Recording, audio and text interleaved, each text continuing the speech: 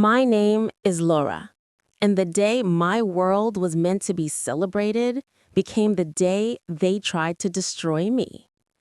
It was my birthday. The restaurant was filled with soft music, warm lights, and the forced smiles of people who only came because of his invitation. My husband sat beside me, dressed in a sharp suit, enjoying every look of admiration that came his way. Everyone whispered about his success, about how he had just been promoted to CEO, how lucky I was to be his wife. They had no idea that luck had nothing to do with it. I watched him raise his glass, his lips forming a smile that no longer felt familiar. Then, in front of everyone, he cleared his throat and said the words that froze my blood. "I want to make an announcement," he said confidently. "Today, on your birthday, Lora, I am divorcing you." The silence that followed lasted only a second, quickly replaced by shocked gasps and then laughter. His family laughed. His mother clapped her hands as if this was a performance she had been waiting for. His sisters exchanged amused looks, as if my humiliation was entertainment. Some guests looked away, uncomfortable, but no one spoke. No one defended me. And he stood there like a king, proud, convinced that he had just proven his power. "You no longer fit into my life," he continued coldly.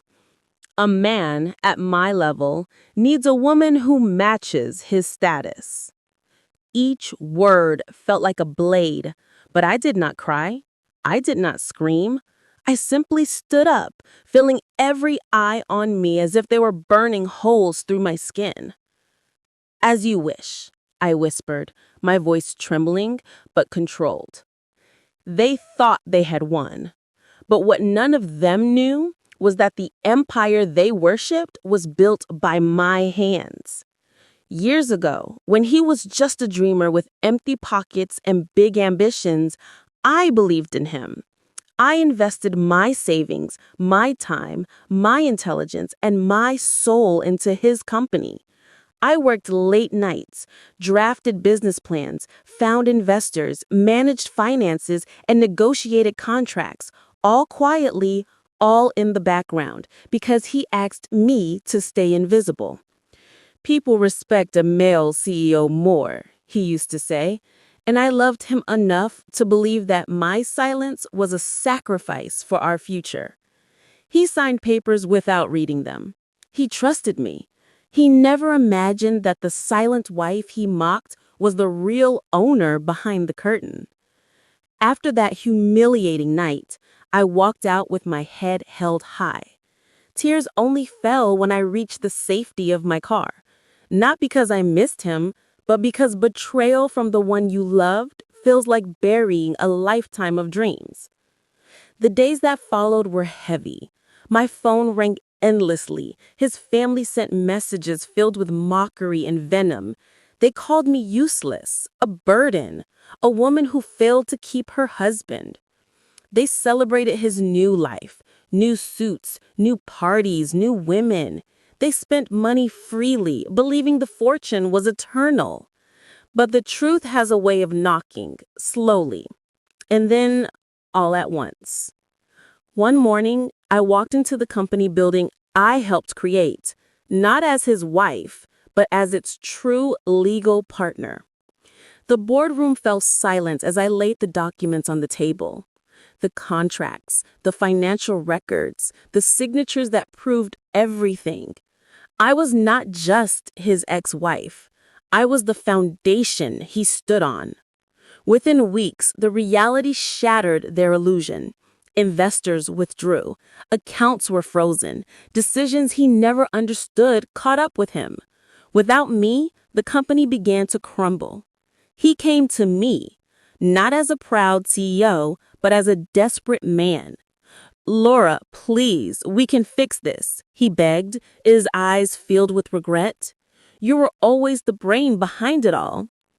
I looked at him, searching for the man I once loved, and found only a stranger who valued me only when I was useful. I didn't divorce you, I said calmly. I freed you. His family, the same ones who laughed at my pain, knocked on my door days later. Apologies poured from their lips like poison-coated honey. But I remembered every smile they shared while I was breaking. I chose silence, not revenge fueled by anger, but justice rooted in dignity.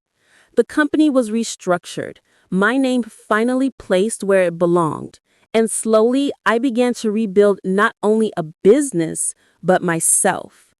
I started waking up without fear, without shame, without the weight of someone else's ego crushing my spirit. I discovered my voice, my worth, my power. He lost everything: the title, the respect, the admiration, and they lost the woman who once carried them all on her shoulders. On my next birthday, I sat alone by a window overlooking the city lights. No fancy crowd, no fake applause, only peace. And for the first time, I smiled, not because I was someone's wife, but because I was finally myself. They tried to break me in public. They tried to erase me. They tried to turn my pain into their triumph. But they forgot one simple truth. I was never weak. I was just too loyal to show my strength. And this time, the story ends with me standing, strong, free, unforgettable.